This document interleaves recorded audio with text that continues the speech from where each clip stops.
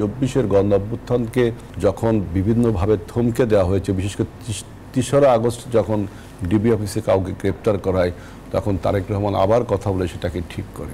আপনার এই জুলাই চার্টারের যে সমাধানটা কিন্তু তারেক রহমানই দিলেন। এখন আবার দেখছি বিষয় আছে এই ঐক্যমত কমিশনে যারাই রাজনৈতিক দলগুলো অংশগ্রহণ করেছে যে একমত হয়েছে অনেকগুলো বিষয়। তারেক রহমানের অর্থাৎ এই 24-এর গণ অভ্যুত্থানের তিনি একটা প্রধান ভূমিকা রেখেছেন। 2 সপ্তাহ আগে আলোচনা হয়েছে, মানে তারা আমাদেরকে ইনভাইট করিয়েছে যে লন্ডনে আসলে দেখেন তিনি যাচ্ছেন, দেখলাম যে কিং চার্লসের একটা অ্যাওয়ার্ড হারমোনি, এটা খুবই গুরুত্বপূর্ণ না।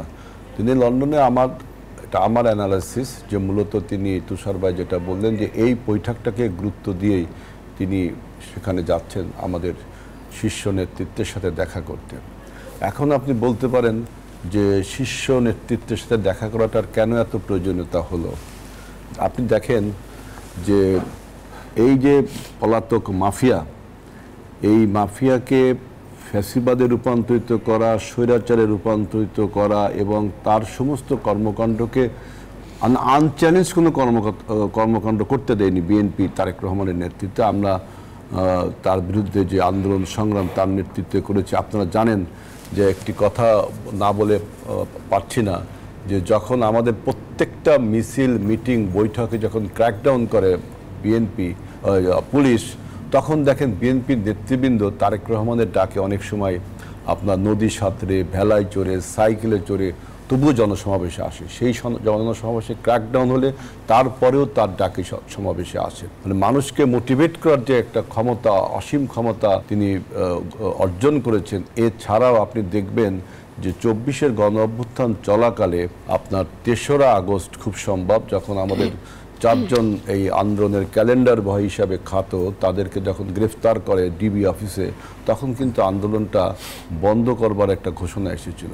তখন অন্য যে ছাত্র সমন্বয়ক বা বৈষম্য বিরোধী ছাত্র বা জাতীয়তাবাদী ছাত্র দল, অন্য ছাত্র সংগঠন, তাদেরকে তারেক রহমান আবারও ডেকে সেই আন্দোলন চালিয়ে যেতে, যার প্রমাণ এই বৈষম্য বিরোধী ক্যালেন্ডার বয় তারাও বিভিন্ন টেলিভিশনে বলেছে। অর্থাৎ এই 24-এর গণ অভ্যুত্থানকে যখন বিভিন্নভাবে থমকে দেওয়া হয়েছে, বিশেষ করে 3রা আগস্ট যখন ডিবি অফিসে কাউকে গ্রেপ্তার করায়, তখন তারেক রহমান আবার কথা বলে সেটাকে ঠিক করে। অর্থাৎ এই 24-এর গণ অভ্যুত্থানের তিনি একটা প্রধান ভূমিকা রেখেছেন।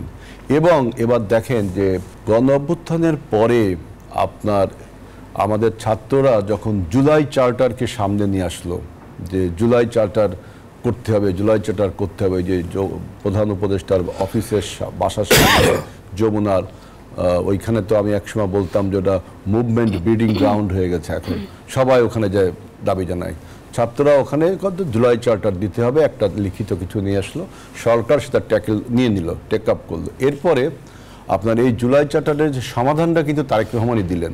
তিনি বললেন যে আমরা যে সমস্ত রাজনৈতিক দলগুলো এই যে ঐক্যমত কমিশন যে 166 পয়েন্টস যে সংস্কারগুলো দিয়েছে, এই সব সংস্কারের সাথে আমরা যে সমস্ত বিষয়ে ঐক্যমত হব, এটা হবে জুলাই চার্টার। অর্থাৎ জুলাই চার্টারে কিন্তু তিনি একটা সমাধান দিলেন, তাই না? এখন আবার দেখছি বিষয় আছে এই ঐক্যমত কমিশনে যারাই রাজনৈতিক দলগুলো অংশগ্রহণ করেছে যে একমত হয়েছে অনেকগুলো বিষয়। তারেক রহমানের প্রধান লক্ষ্য হলো যে বাংলাদেশের সভরেনিটি, বাংলাদেশের আপনার ইন্ডিপেন্ডেন্স অ্যান্ড ডেমোক্রেসি, এইটাকে আপহোল্ড করা, এইটাকে মানে ওই যে আপনি দেখেন উনি আর একটা বক্তব্য আমি দিতেই হয়, এই আমরা দেখতাম যে ফ্যাসিবাদের কালে সব ইন্ডিয়ার থেকে শিল্পী এসে গান গেত, এবং 5ই আগস্টের পরে আমি দেখলাম পাকিস্তান থেকে শিল্পী এসে গান গায়।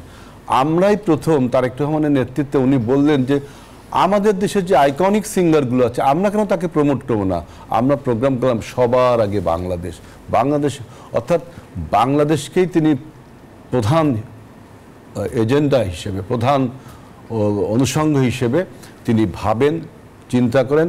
এই জন্য ডক্টর ইউনূস দেরিতে হলেও বুঝছে যে ওনার সাথে আলোচনা করলে বাংলাদেশে আজকে যে একটা আনসার্টেনিটি তৈরি হয়েছে। দেখেন আনসার্টেনিটি হবে না কেন, আপনি দেখেন যেখানে সরকার বলেছিল যে সংস্কার, নির্বাচন এবং বিচার, এই 3টে তার প্রধান উপজীব্য, কিন্তু সরি টু সে জাপান যে তিনি যে বক্তব্য দিলেন, তখন দেখলাম তিনি তার সেই কনফাইন্ড জোন থেকে বেরিয়ে গেলেন। আমি এই সময় এই কথাগুলো বলতে চাচ্ছি না, কারণ এখন তার যে দেরিতে হলেও যে বোধোদয় হয়েছে যে বাংলাদেশের সভরেন্টি, গণতন্ত্র এবং স্থিতিশীলতা ফিরিয়ে আনে এই মানুষের ভোটের অধিকার, যে মানুষ পছন্দ মতো তার ব্যক্তিকে ভোট দিতে পারার অধিকার, এটা যদি করতে হয় তাহলে বৃহৎ রাজনৈতিক দল হিসেবে বিএনপি এবং তার প্রধান ব্যক্তির সাথে